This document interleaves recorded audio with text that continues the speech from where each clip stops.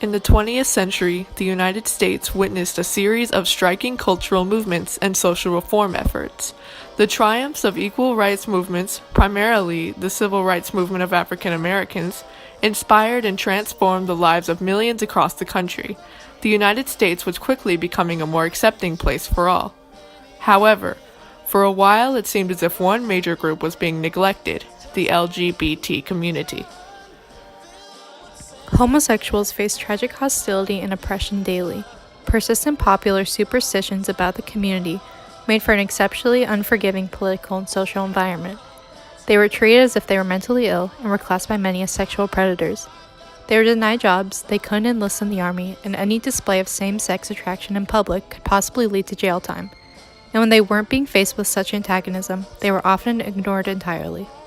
This is until one dramatic incident in New York City forced the attention of citizens nationwide and exposed them to the plights of the LGBT community: the Stonewall Riots. This event continues to hold a special place in many reformers' recollection even today, as it sparked enormous progression in the movement for LGBT rights. Although the rioters had faced tragic levels of oppression, the events that transpired at Stonewall Inn in 1969 provided triumphant progression for the LGBT community by acting as a catalyst for change and forcing national attention, placing greater emphasis on prideful sentiment in the gay community, and eventually leading to progressive legislation such as the legislation for gay marriage. The Stonewall Inn was established in 1846 in New York City and was converted to a gay bar in 1966. It was located in Greenwich Village on Christopher Street, which was home to many homosexuals. And like all other gay bars at the time, it served as a place of refuge from the bitterness of the public world. These bars were practically the only place where LGBT citizens could truly come out of the closet and express themselves without seemingly no consequences. But even in these bars, homosexuals were vulnerable to harassment. They were subject to police raids almost monthly, being viewed as disorderly.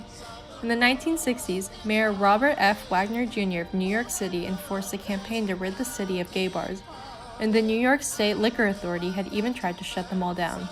Due to this, the Stonewall Inn and many other gay bars fell under the ownership of criminal organizations such as the Mafia. Now, Stonewall was often tipped off by corrupt officers before police raids, allowing them time to hide any illegal activity beforehand. Therefore, when the police officers came without warning, it was a completely different story. On June 28, 1969, policemen made their entry into Stonewall, and upon finding illegal alcohol being stored and consumed, arrested 13 people. Many people were also invasively checked for cross-dressing. However, at the time, this was supposedly routine. What shocked people nationwide was the people's reaction to the raid. Unlike before, when the police ordered the patrons to disperse, they valiantly refused. They and other outraged crowds began to gather outside the bars, and tensions soon escalated into violence.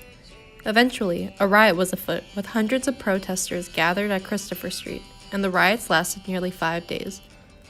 The police proved no match for the massive crowds, and the event ended in a decisive triumph for the LGBT community. News of the riots quickly spread nationwide, and people began to view the community in a different light. On June 28, 1970, exactly 1 year after the riots began, thousands of gays, lesbians, and transgendered people marched in the first Pride Parade in the United States history. And they didn't just march down Christopher Street, but across the country, showing true unity within the community for the first time.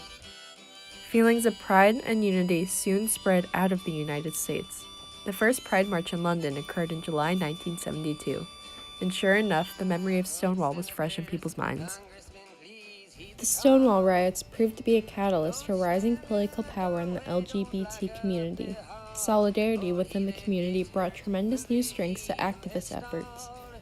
New gay rights organizations were formed, including the Gay and Lesbian Alliance Against Defamation, which still exists today as a strong form of activism.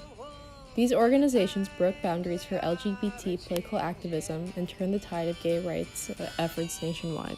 Along with activist organizations came new political figures as well. In 1977, Harvey Milk was elected to the San Francisco Board of Supervisors. He was the first openly gay man to be elected to an official position in society, a groundbreaking triumph for LGBT community. With his position, he was able to provide protection legislation citywide to prevent discrimination against homosexuals. However, the triumphs didn't stop there. The LGBT community's battle for acceptance and legislation is one still being fought today.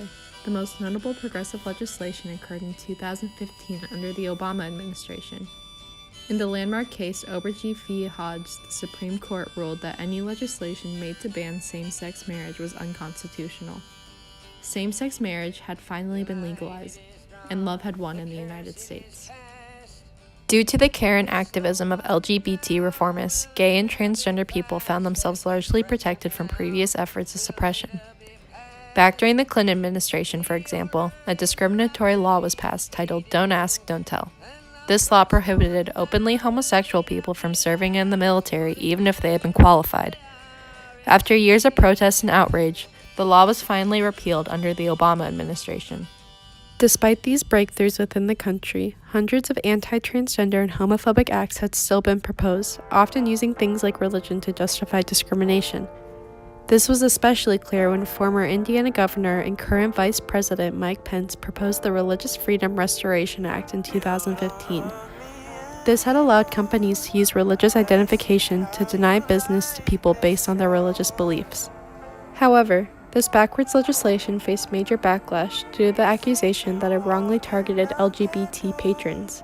Direct and immediate anger emerged, with the words "Fix This Now" being printed across the Indianapolis Star. Lawns statewide were soon plastered with the mantra, "Pence must go." What would never have been done before was occurring slowly. Outrage towards discrimination and a cry for acceptance from the LGBT community. Acceptance of backward stereotypes and legislation was no longer the norm. Sentiment for change and a progression in today's society truly reflects those displayed during the Stonewall Riots. Pride and courage, something that seemed radical and fundamentally wrong, had become the largest cry of the upcoming generation in the LGBT community. Overall, the Stonewall Riots led to political and social reforms which transformed the United States into a much more accepting nation.